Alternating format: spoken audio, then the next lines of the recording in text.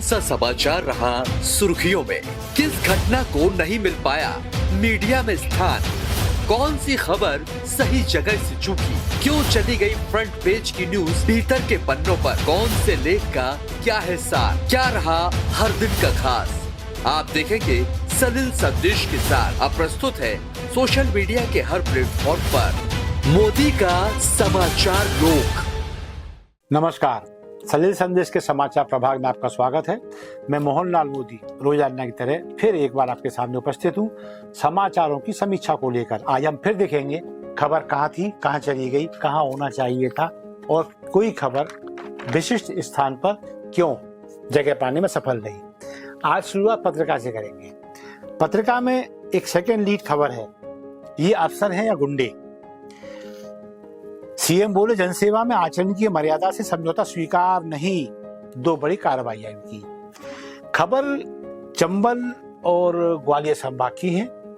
यहाँ एक सबलगढ़ के एसडीएम हैं तो दूसरे नायब तहसीलदार हैं। एसडीएम साहब के ऊपर आरोप है कि उन्होंने कुछ आपत्तिजनक आचरण किया, जिसकी शिकायत एक महिला द्वारा कलेक्टर को की गई है। वहीं दूसरी ओर नायब तहसीलदार ने एक किसान को सिर्फ इसलिए थप्पड़ मार दिया क्योंकि वो खाद की लाइन में एक से हटके दूसरी लाइन में शिफ्ट हो रहा था। शायद उसे लग रहा था दूसरी लाइन में भीड़ कम है, खाद जल्दी मिल जाएगी, उसमें आवेश में आके थप्पड़ मार दिया। दोनों ही कार्रवाइयां आपत्तिजनक है और अफसरों के अंदर ये जो विशिष्ट होने की दुर्गंध मन मस्तिष्क में समाई है, इसका तात्कालिक ही नहीं दीर्घकालिक इलाज आवश्यक है। और ये समझना चाहिए अफसरों को भी कि अब ब्रिटिश शासन खत्म हो चुका है। जब शासक केवल जनता पर राज करने के लिए विदेश से आए थे, अब उन्हें ये मान लेना चाहिए कि हम जिनको व्यवस्थित और अनुशासित करने के लिए कुर्सी पर बैठे हैं वो और कोई नहीं, हमारे भाई बहन। यहाँ एक खबर भी है और चित्र भी है। ये बोलता है चित्र अपने आप में। ये चित्र है पत्रिका का लेफ्ट साइड में, संपादकीय के ठीक नीचे गुलाब कोठारी जी हैं, पत्रिका के मार्गदर्शक हैं, संरक्षक हैं, प्रधान संपादक हैं। योगी के साथ इनकी तस्वीर है। मैं इनकी डेली तस्वीरें देखता हूँ। इनकी तस्वीरों में खासियत रहती है कि ये किसी से भी मिले, पत्रकारिता की गरिमा को नहीं भूलते।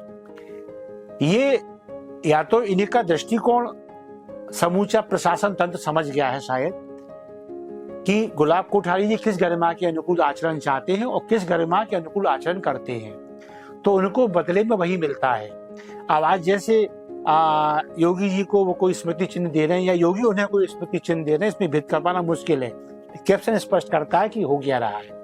दरअसल पत्रकारिता में मैंने कई ऐसे दृश्य देखे हैं जब खुद को पत्रकारिता या पत्रकारिता का भीष्म कहने वाले, संरक्षक कहने वाले पत्रकारों के बड़े बड़े नेता ये खड़े रहते हैं और अधिकारी कुर्सी बैठे रहते हैं। ऐसे चित्र जब ये डालते हैं सोशल मीडिया पे तो शर्म आती है देख के पत्रकारिता का स्तर कितना गिर गया है। आखिर जनप्रतिनिधि जो हमारी सेवा के लिए चुने गए वो कुर्सी पे बैठे हुए और वो पत्रकार जो अपना को पत्रकारों का रहनुमा कहते हैं वो एक अदद कुर्सी के अधिकारी नहीं हो पा रहे हैं। उन्हें ऐसी मुलाकातों से बचना चाहिए और जो नौकरशाह हमारी सेवा के लिए नियुक्त हैं उन्हें भी एहसास हो पत्रकारिता एकमात्र ऐसा चतुर्थ स्तंभ है जो बगैर किसी वैतनिक सुविधाओं के लोकतंत्र की सेवा करता है। और यदि इसके बाद भी आईएएस, आईपीएस, अन्य बड़े अधिकारी पत्रकारों को सम्मान देने में हिचक रखते हैं तो फिर उन्हें पत्रकारों से भी बहुत ज्यादा सहयोग की अपेक्षा नहीं करना चाहिए। हालांकि पत्रकार का स्वभाव है जनहित में आवाजें उठाना और शासन अच्छे काम करे उसकी तारीफ करना। भोपाल के लिए अच्छी खबर है, लेकिन अच्छी तब जब ये शुरू हो जाए। 7 दिन तक मेट्रो फ्री राइड रहेगी और बाद में किराए में 75% छूट मिलेगी।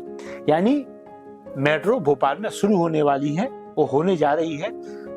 15 अक्टूबर के आसपास इसका कॉमर्शियल रन शुरू करने का दावा किया जा रहा है। तारीखें बहुत सारी पहले भी इसकी जाहिर हो चुकी हैं और चुनाव के जस्ट पहले पूर्व मुख्यमंत्री शिवराज सिंह चौहान तो हरी झंडी भी दिखा चुके हैं। तो अब तो यही है ना, जब शुरू हो जाए तभी हम ये माने कि हाँ शुरू हो गई। एक खबर और है, दिसंबर तक सड़कों पर दौड़ेंगी ई बसें, जल्द तैयार होंगे डिपो। भोपाल के लिए अच्छी खबर है, ई बसें आ रही हैं, लेकिन हमने अभी तक के जो अनुभव प्राप्त किए हैं, चाहे डीजल बसें हों, पेट्रोल बसें हों या फिर ये अब ई बसें हैं, कंडम जल्दी हो जाती हैं। बहुत जल्दी जो इनकी संचालन कंपनियां हैं और नगर निगम के जो अधिकारी हैं, उनके बीच में जो भ्रष्ट तंत्र है वो इतनी जल्दी इन बसों को खा जाता है। कहीं सीटें फट जाती हैं, कहीं कांच टूट जाती हैं, कहीं बसें कंडम हो जाती हैं। एक समय ऐसा आता है हॉर्न छोड़ के इनका बाकी सब बजने लगता है और एक दिन फिर ये डिपो में खड़ी हो जाती हैं और जनता का खून पसीने का पैसा कचरे को प्राप्त हो जाता है। इसके लिए जो आप जवाबदेही तय की जाए तो शायद अकल आ जाए। लीड खबर पत्रिका की सेकंड फ्रंट, मनमोहन सिंह ने हाफिज सईद से मुलाकात पर कहा था थैंक यू। शर्मनाक खबर है।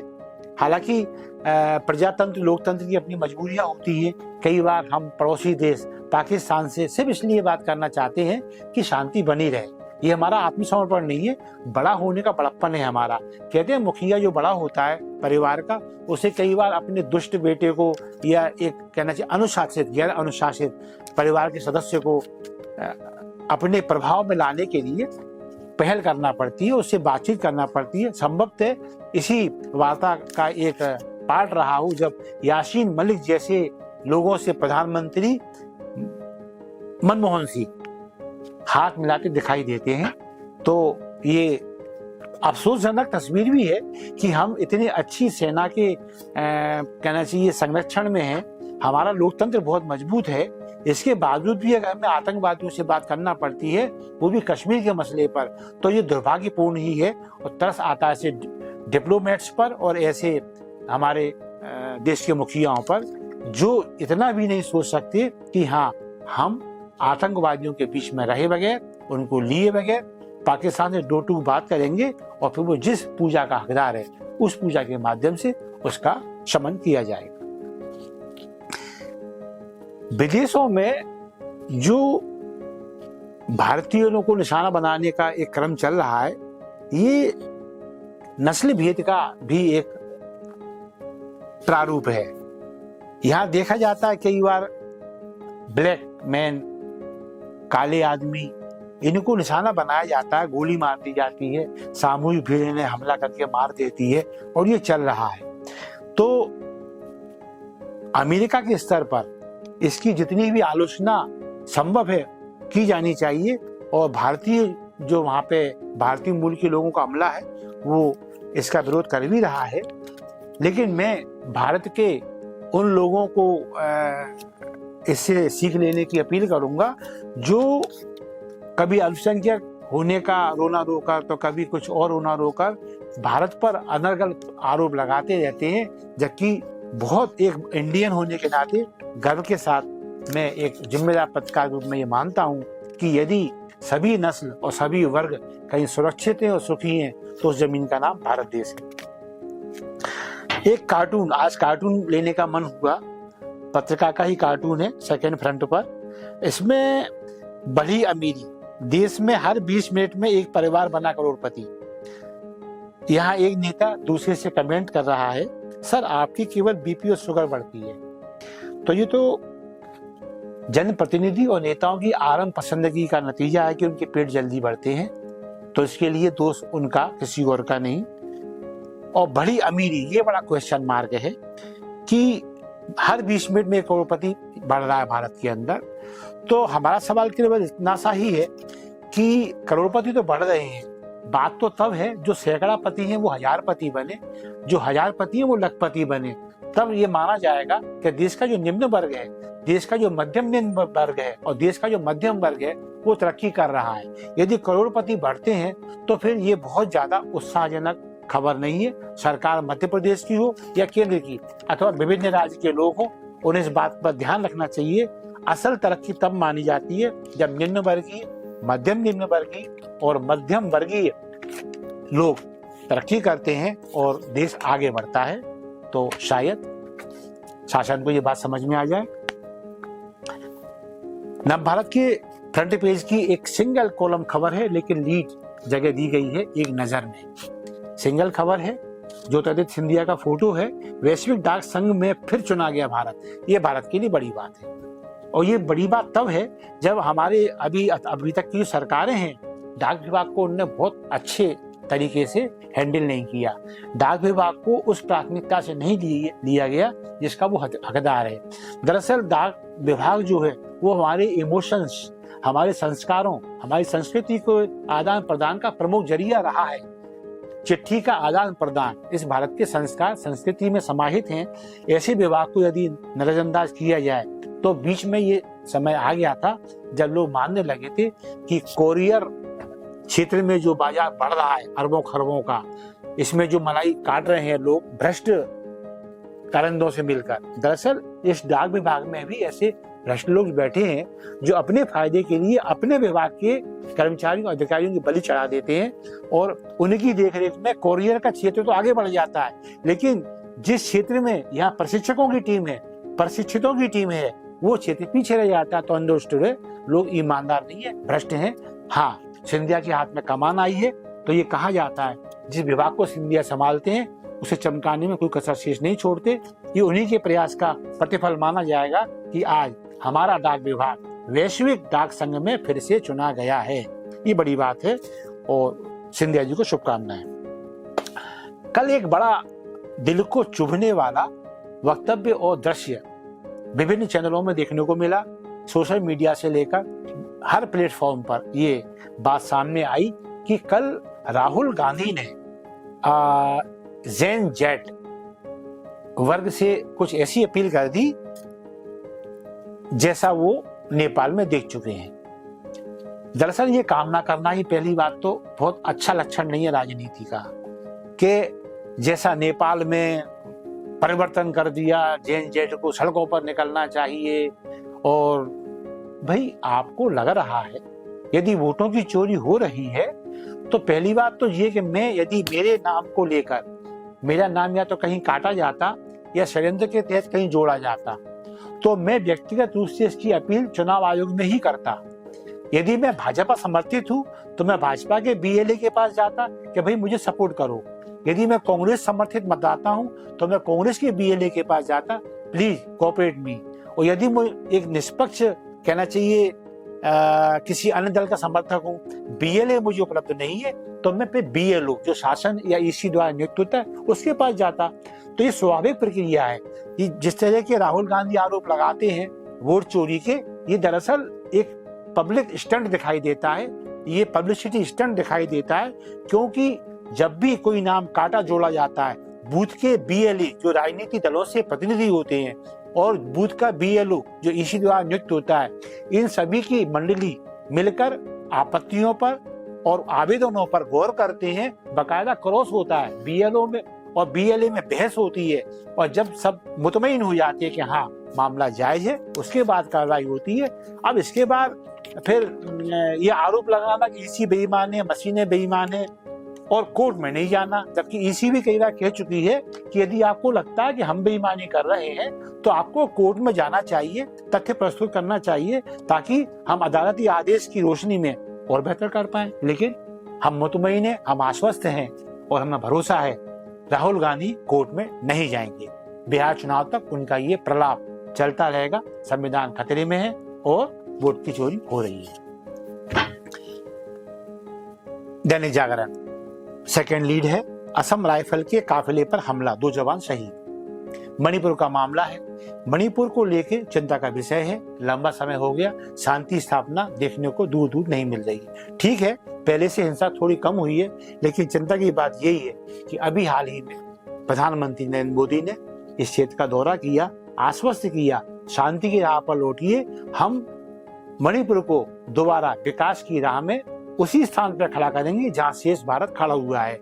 मणिपुर के लोगों को ये समझना चाहिए, और यदि इसमें कोई राजनीति काम कर रही है तो मणिपुर के लोगों को ये भी समझना होगा कि राजनेताओं के उनके अपने फायदे के लिए यदि वो खुद की शांति खतरे में डालते हैं और 2 समुदाय आपस में जूझते हैं तो वो याद रखें आखिर उन्हें साथ में ही रहना है।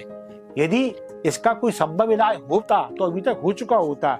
लिहाजा दोनों समुदाय आपस में प्रेम से रहना सीखें, दोनों ही धरती माँ के लाल हैं, और मणिपुर की शांति को प्राथमिकता दें। राजनीति को दूर रखा जाए तो और अच्छा है। फ्लैश स्टोरी दैनिक जागरण की, इसे बॉटम स्टोरी भी कहा जाता है। रैली से संपत्ति को नुकसान हुआ तो होगी भरपाई, भरपाई किससे होगी?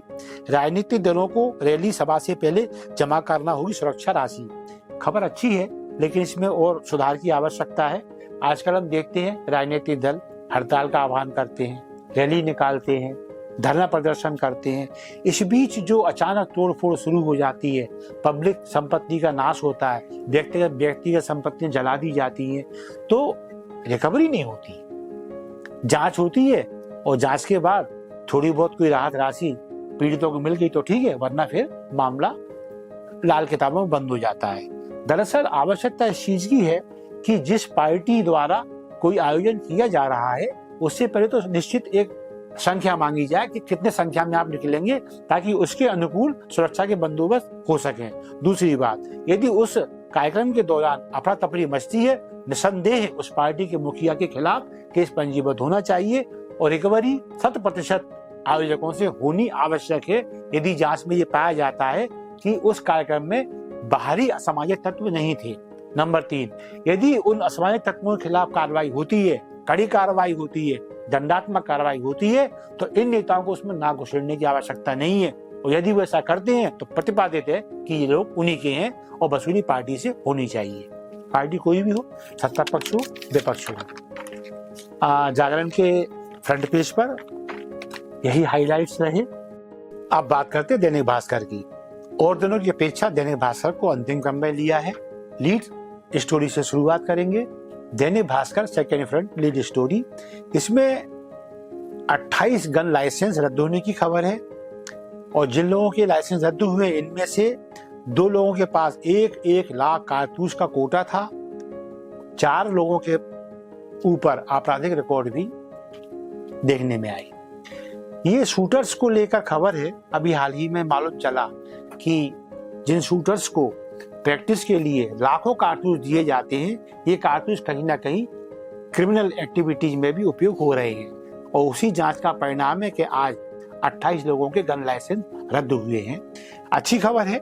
बाकी ये बात सत्य है कि जो कारतूस जनहित में या फिर खेलों के विकास के लिए जारी होते हैं, उनका कई बार आपराधिक गतिविधियों में इस्तेमाल होता है और ये तब बहुत ज्यादा चिंता का विषय हो जाता है जब आत्मसमर्पण के दौरान बड़े बड़े डकैत दस्यु ये कहते रहे इंटरव्यू में कि जब वो चंबल के इलाकों में आतंक बरपा रहे थे, तब उन्हें कारतूस की जो आपूर्ति है वो पुलिस के या एसटीएफ के उन जवानों द्वारा की जा रही थी, जिन्हें प्रैक्टिस के लिए ये कारतूस प्राप्त हो रहे थे। पुरानी बात है, लेकिन सत्य यही है कि जो कारतूस है वो वैध नहीं होते।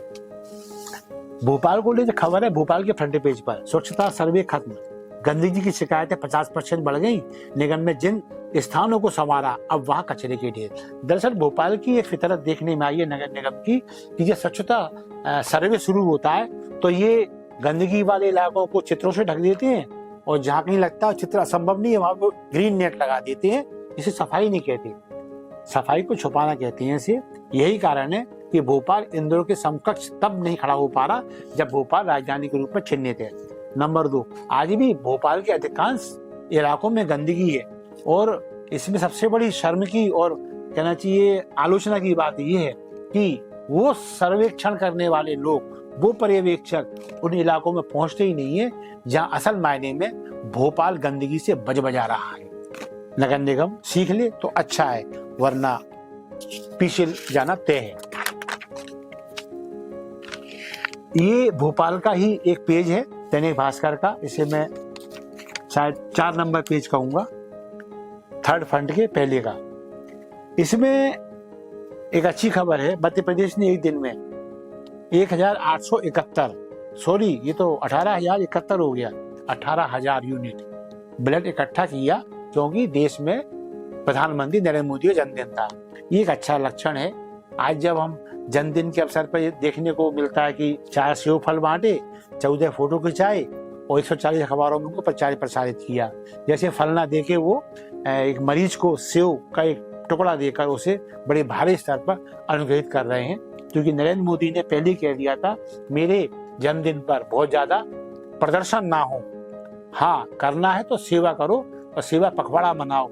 और उसी का परिणाम है कि मध्य प्रदेश ने 18,000 से अधिक यूनिट ब्लड इकट्ठा कर दिखाया है, सिर्फ इसलिए कि वो ब्लड डोनेशन करने वाले लोग प्रधानमंत्री नरेंद्र मोदी को शुभकामना देना चाहते थे। तो सही है, यदि हम अपने परिजनों के पक्ष में कोई अच्छा काम करते हैं तो ईश्वर की प्रसन्नता होती है और वो व्यक्ति और ज्यादा फलता फूलता है, उसके आसपास का जो क्षेत्र है, परिवेश है, वो और आगे बढ़ता है। तो ये रही आज की समीक्षा। हम समाचार समीक्षाओं को कितना टच कर पाए, जन सरोकार से कितना संयुक्त हो पाए, ये हमें आपके लाइक से, आपके कमेंट से मालूम चलेगा। अपेक्षा है आप कमेंट्स भी दें, लाइक भी करें, और हाँ, हमारे कंटेंट जन सरोकारों से युक्त हैं, कृपया इन्हें वायरल भी करें। सलिल संदेश आपका अपना चैनल है, सब्सक्राइब करना ना भूलें। धन्यवाद। जय हिंद, जय भारत।